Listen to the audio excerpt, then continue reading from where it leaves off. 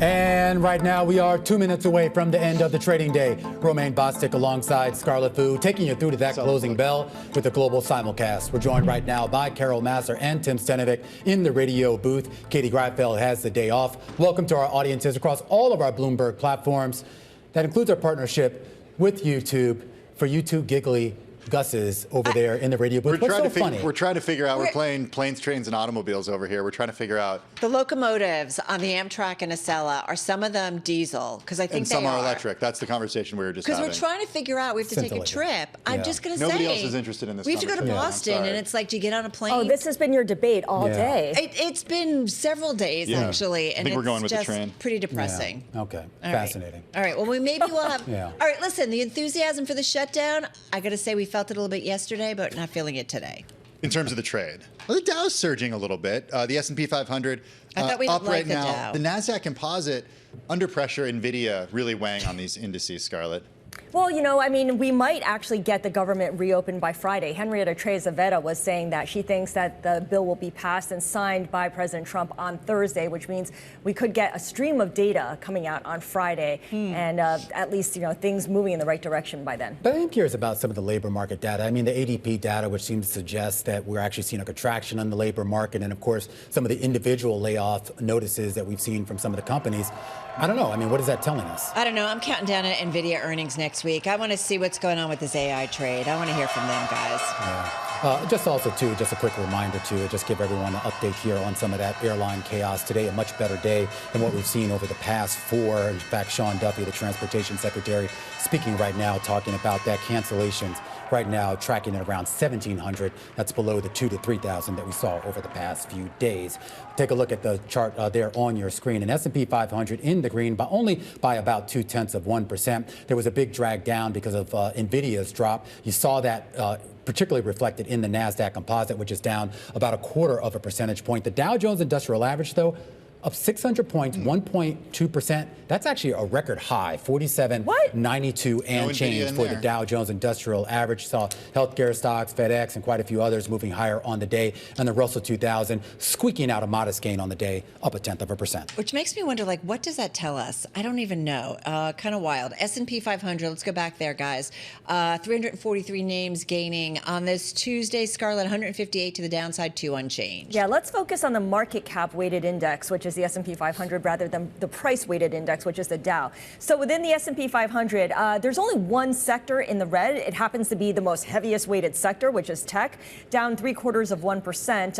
But everything else finished in the green, although industrials and utilities, little change on the day. The best performers, to what Romaine was saying, was healthcare, up more than 2%. Energy and consumer staples also gaining at least 1.2%. All right, a lot of green on that screen. All right, let's go to individual gainers, if I may. This one was pretty much top gainer in the S&P for most of the day, but here at the close, being edged out a little bit. So it's in the number 2 spot here. We're talking about Paramount Skydance. This stock up as much as 12.5%. Intraday, but closing just shy of 10%. Company rose after it raised its target for job cuts and cost-saving measures. Company planning an additional workforce reduction, aiming to achieve at least $3 billion in cost savings. It is, though, forecasting $30 billion in revenue next year and plans to invest much of that savings in the business, including $1.5 billion in additional 2026 spending for the Paramount Plus streaming service. So definitely some outperformance in that one. Check out the Real, guys, up 38%, pretty much finishing at its best levels of the session. The company out reported EPS and sales above estimates. It also boosted its revenue guidance for the full year to beat the average analyst estimate. It's up about 40% year to date, but keep in mind probably some short covering today, as 25% of the float is short. So we definitely saw investors moving into that one. And last but not least, Maple Bear. I can never say that word. Maple Bear. Maybe I should just say Instacart. There you go. Ticker is CART. Stock up 5% in today's session. Company posted better than expected order growth, provided an upbeat earnings outlook for the current period, indicating that demand for its core grocery delivery service has been holding strong. And we've seen that for some of the companies, Uber Tech and DoorDash. They have also seen some expansion beyond restaurant takeout into the grocery category. So we're kind of seeing and all in on that. Okay, well, let's talk a little about some of the stocks in the red today. Decliners on my list included NVIDIA, down 3%. Those shares took a hit after SoftBank sold its entire stake in the company for $5.83 billion to help bankroll AI investments. This sale coinciding with a growing debate about whether spending in big tech firms will actually produce commensurate returns, expected spending surpassing $1 trillion in the coming years. I get it.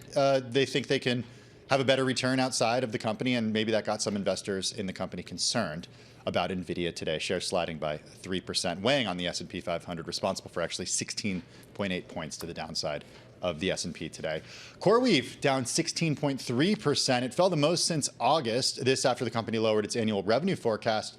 This was due to a delay in fulfilling a customer contract that was caused by a third-party data center developer who is behind schedule.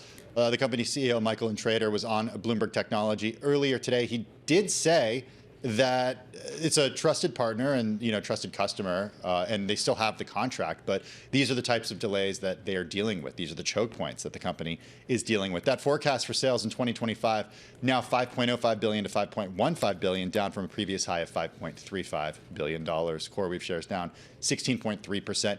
And then Beyond Meat fell today 9.3%. The company's fourth quarter net revenue forecast missed the average analyst estimate.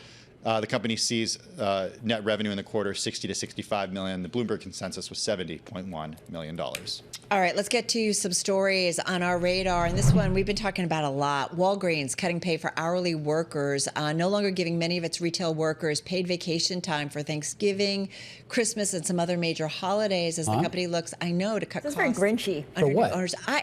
I don't understand this. And I feel like when we talk about the K-shaped economy, people have come on and said, well, part of it is we've got to get companies to pay workers a living wage or more. I don't know. I understand it. I think it's a labor market story. It speaks to the fact that now it's easier to get these employees so they don't have to make the same offerings that they were making during the pandemic. It's also a private equity story. There you go. Okay, thank you. You now get to a the heart private of it. equity-owned company, and it's but looking to you cut do costs. realize these are kind of people in the business of customer service, and if they're not feeling good about themselves and their lot in life, are they going to treat me with a smile? Probably not. Can apply that to air traffic controllers. And for that matter, and not to bang up on private equity, but we've seen this playbook before, where they buy some of these consumer products companies, or consumer-facing companies. They start cutting costs, the employees get disgruntled, people stop going to the stores, and then what? The cash flow slows down. Okay, seems short-sighted on me, but. It just seems kind of rough. All right, what do you guys got for us? You guys know about how Visa and MasterCard finally settled this 20-year litigation with retailers. And as a result, they've agreed to loosen their honor all cards policies. And what that means is if you have a Chase Sapphire card, one of those MasterCard World Elite cards, you might see your card rejected by a retailer next time you go in and try to pay for it that way. So I'm very confused by this. So basically what they're saying is that some of these premium cards also, they charge more to the retailer for transaction costs. Yes. So they can just say, okay, we're not going to take Chase Sapphire, but we'll take, something lesser than that. But how do you know? It's like most people don't have 15 credit cards, Scarlett. Most people have, have 2, maybe 3. So it's like, what? Are you just not going to buy anything? But is there a setting on the point of sale that allows or denies a certain type of credit card? So if somebody pulls out their phone or does a tap to pay, the card is not accepted because, well, they have a setting that says we're not going to accept this.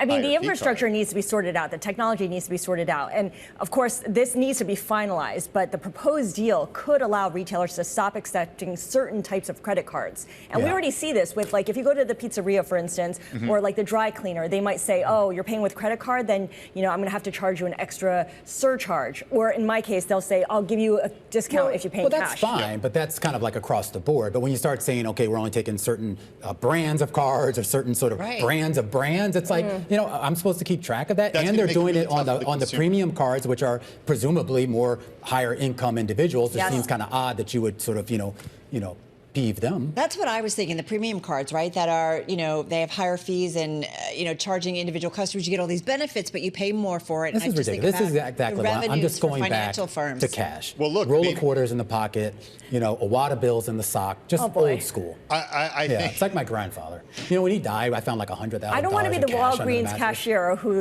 encounters Romaine and his roll of quarters. Did you say $100,000 under? Yeah, he didn't trust banks. Okay. He came from a different time and place. Sometimes that different time feels better. All right, guys, that's a wrap, right? Our cross-platform coverage, radio, TV. If you ever wonder why some people just buy a cabin in the woods and write manifestos, I think these two stories we had today are exactly why.